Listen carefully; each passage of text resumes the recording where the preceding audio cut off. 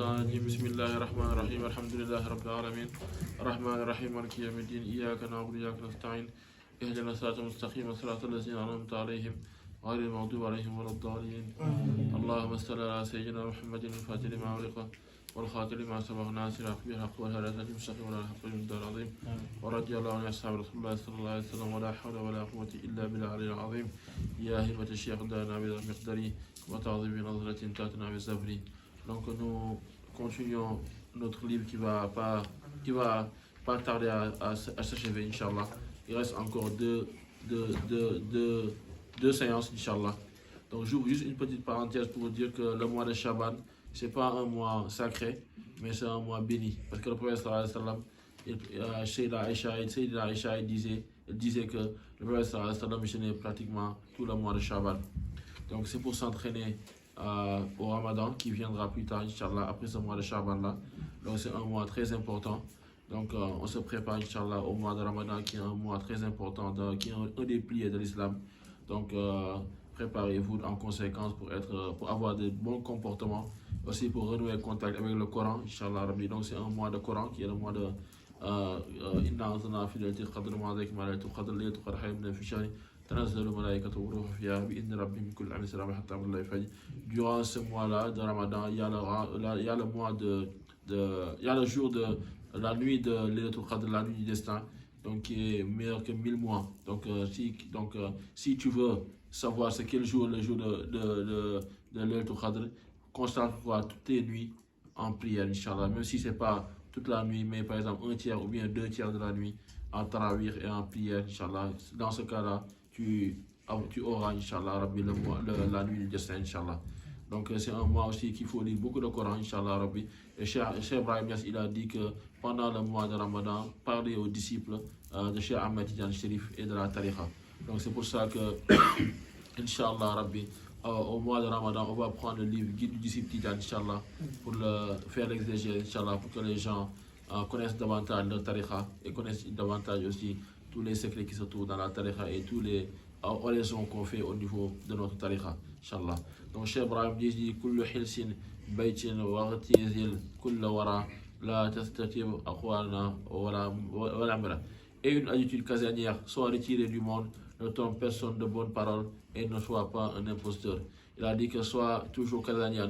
Dans ton cœur, il ne faut pas mettre dunya dans le cœur, parce que le cœur, c'est la résidence d'Allah.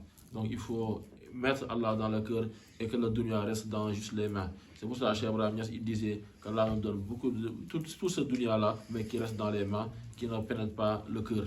Donc il faut être aussi casanier, pas tout le temps, mais bon, la plupart du temps, pour pouvoir faire les oraisons, pour pouvoir faire les zikrs, pour pouvoir être en communion avec ton Seigneur. Rosa tarfan an ghuyubi nasi wal taghfulan anhum bi kulli basi. Détourne ta curiosité des méfaits des autres, efforce-toi de les ignorer avec leur bassesse. Donc il a dit que si ton prochain fait des erreurs, tourne ta tête, ne le divulgue pas aussi. Parce que si tu divulgues les manquements de ton prochain, Allah va divulguer tes manquements aussi. Donc essayez de tout le temps de baisser le regard sur les défauts des autres personnes. Si tu peux lui faire un nasiha, tu peux lui faire ça. Mais si tu ne peux pas, laisse-le, Allah qui l'a créé, c'est pourquoi il lui a fait faire ça. تصدق المال لوجه الله زخبر مسلم بلا تناوي. Donne le monde sur ta fortune pour amour d'Allah. Visite fréquemment la tombe d'un musulman. Donc le fait de donner au monde, c'est très important. Parce que Cheikh Ibrahim Niass, il dit dans la tafsir, il y a ce qu'on appelle le Lawhul Mahfouz et Ummul Kitab. Donc il y a un de ces livres, il y a un de ces tables. Dans ces deux tables-là, Allah écrit le destin de la personne. Mais dans le Lawhul Mahfouz, on peut changer le destin de la personne quand il fait des prières ou bien il fait une aumône. Par exemple, tu pouvais sortir et avoir un accident, et qu'avant de sortir, tu fais une aumône. Cette aumône-là, Allah peut changer le destin qui est dans le Ummul Kitab, le Lawhul Mahfouz, pour écrire quelque chose d'autre. Mais ce qui est dans le Ummul Kitab, c'est quelque chose qui est ancré, qui ne peut pas changer. La tukhlifan ila za khayrat ala mashiati mata khalfata. Ne jure que si tu inscris ton serment dans la volonté d'Allah à l'instant où tu jures. Le fait de jurer sur une personne, c'est pas bon. Il faut jurer sur la face d'Allah. Billahi, wallahi, tallahi, ça c'est bon. Mais le jurer sur les personnes aussi, des créatures, ça c'est quelque chose de détestable. قد انتهى نصيحة إخواني على اختثار مثل أهل الآن. Ainsi se résument les conseils adressés aux parents en m'accommodant aux exigences des temps modernes. Donc ça c'est des conseils aux parents tidjanes pour qu'ils prennent la tariqa tidjane, tariqa de Fadli wa Ridwan, aussi sur le Sunna wa Furqan. Donc une tariqa basée sur la Sunna avec des règles, avec les fondements de la Sunna et du Coran. في عام إثنين وأربعين بعد 13 Ce poème a été écrit en l'an 1342 à Delégir, 1921 en grégorien. Donc Cheikh Ibrahim avait 21 ans quand il écrivait ce livre. Parce qu'il a dit que lui, il a eu son fatr, son ouverture, il l'a eu alors qu'il était dans le berceau, quand il était tout petit. Donc il a été tidjane depuis sa naissance. سمعت إذا نظم بروحي أدبي لما حوى من حكم الأدب. Je donne à ce poème le titre de la quintessence de l'éducation spirituelle en ce qui renferme des principes de sagesse et d'éducation. Donc il a donné ce livre-là le titre de Ruh al-Adab. Donc très important livre, très pour quelqu'un qui veut cheminer vers ton Seigneur. معتذرا عند ذوي الألباب ومنشدا قولا فتى لند. Que les éminents érudits me pardonnent des failles, car ce n'est qu'un récit d'un jeune dévoué à la cause. Donc ça c'est juste pour se rabaisser, mais Allah sait que ce poème-là, c'est un poème extraordinaire. Ce recueil-là est un recueil extraordinaire.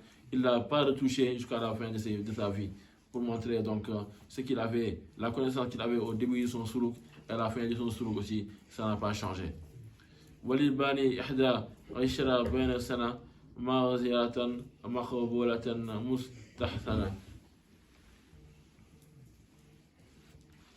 C'est une production d'un jeune de 21 ans qui sollicite l'excuse, l'acceptation et l'approbation de son travail. Fanfa biza nazmi jamir al-mu'mina ya rabbana bijahi khayr al-mursilan. Puisse Allah faire profiter ce poème à tous les croyants. Amin. À notre Seigneur, au nom du meilleur des envoyés. Cheikh Ibrahim Niass, après avoir écrit ce poème-là, il prie pour que ce poème soit bénéfique à tous les croyants qui peuvent le lire. Donc ça, c'est pas que les tidjanes qui doivent lire ça, toute la communauté doit lire ça parce que c'est des conseils qui sont très importants pour quelqu'un qui va être un bon musulman. Assalamu alaikum wa rahmatullah.